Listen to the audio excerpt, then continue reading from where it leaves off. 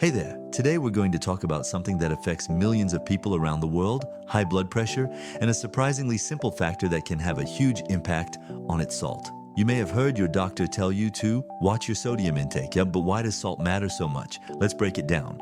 Salt, or sodium chloride, is essential for your body in small amounts. It helps maintain fluid balance, nerve function, and muscle contractions. But the problem comes when we consume too much. And unfortunately, in modern diets, most people are consuming well above the recommended limit. In fact, the average adult eats about 9 to 12 grams of salt per day, while health experts recommend around 5 to 6 grams. So why does too much salt raise blood pressure? Think of your blood vessels like pipes. Sodium attracts water. When there's too much sodium in your bloodstream, your body holds on to more water to dilute it. More water in the vessels means higher blood volume, which creates more pressure on the walls of your arteries. Over time, this extra pressure can damage your arteries, increase your risk of heart attack, stroke, and even kidney problems. And it's not just about what you sprinkle on your food. Most of the sodium we consume comes from processed and packaged foods, bread, cereals, canned soups, frozen meals, fast food. It's sneaky. You might think you're eating healthy, but sodium is hiding everywhere.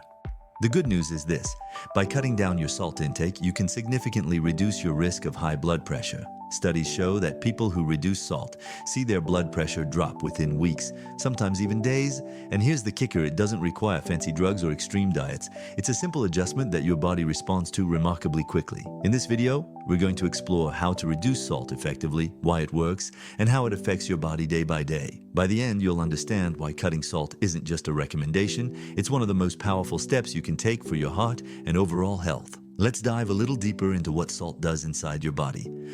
Most people associate salt only with flavor, but its effects go far beyond taste. When you eat too much salt, your kidneys have to work harder to filter out the excess sodium. Over time, this extra workload can lead to kidney stress and even long-term damage.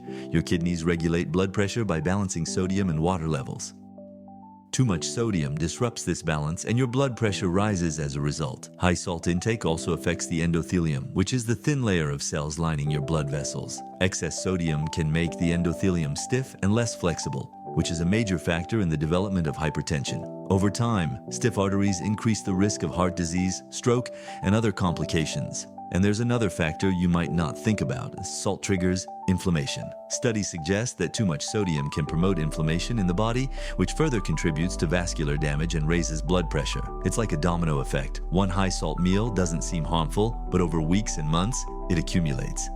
Cutting salt not only helps control blood pressure, but also reduces the strain on your heart and kidneys. The heart doesn't have to pump as hard, arteries stay more flexible, and the kidneys can function more efficiently. Plus, your body often starts to feel better in subtle ways: less bloating, fewer headaches, better energy levels. So how do you know if you're eating too much salt? The simple answer: most adults consume more than they should. But let's get specific. The World Health Organization recommends less than 5 grams of salt per day, which is about 1 teaspoon. For people with high blood pressure or heart disease, staying at 2,500 milliliters of sodium or lower per day is ideal. That's roughly 1 gram of sodium, or just under half a teaspoon. Here's the tricky part: salt hides everywhere. A single slice of bread can have 150-200 milliliters of sodium. A cup of canned soup can easily have over 1,000 milliliters.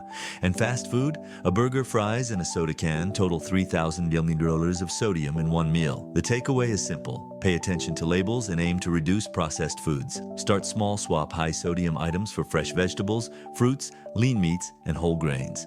Your taste buds will adapt and your body will thank you. Now let's look at what happens when you actually reduce your salt intake.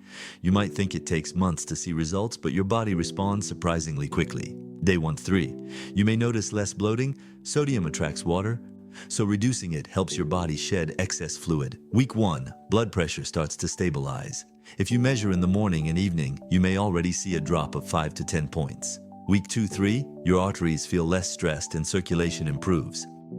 Some people report feeling more energetic and sleeping better. Month 1-2, significant reduction in blood pressure is common. Many studies show an average drop of 5-15 mmHg in systolic pressure simply from reducing sodium. That's a huge impact for heart health. Long-term, reduced risk of heart attack, stroke, kidney disease, and other complications. You're essentially giving your cardiovascular system a chance to heal and stay strong. Reducing salt is easier than you think. Here's a practical guide. Cook at home. Avoid prepackaged meals. Fresh ingredients, less hidden sodium. Use herbs and spices, garlic, lemon, chili, paprika, basil, and oregano. Add flavor without salt. Read labels. Look for low sodium or no added salt options. Rinse canned foods.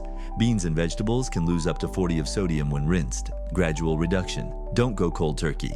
Reduce salt slowly so your taste buds adapt. Beware of sauces and condiments. Soy sauce, ketchup, salad dressings are sodium traps.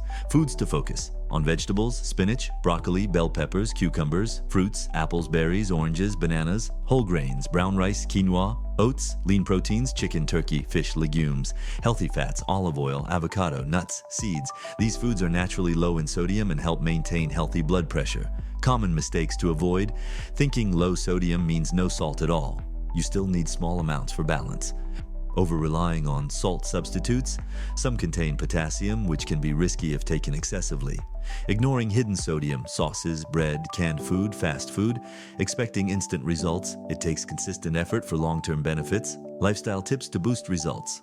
Cutting salt is one part of the equation. Combine it with regular exercise, 30 minutes a day of walking, swimming, or cycling. Weight management. Even losing 5-10 of excess weight can lower blood pressure. Stress reduction. Meditation, deep breathing, yoga. Adequate sleep, 7 to 8 hours per night. Reducing salt is one of the simplest and most powerful ways to control blood pressure. It helps your arteries, heart, kidneys, and overall energy levels. By making small, now consistent changes, cooking at home, reading labels, adding herbs instead of salt, you can see results within weeks. Remember, high blood pressure doesn't have to be inevitable. Salt isn't just about taste. It's about your long-term health. Cut it, and your body will thank you.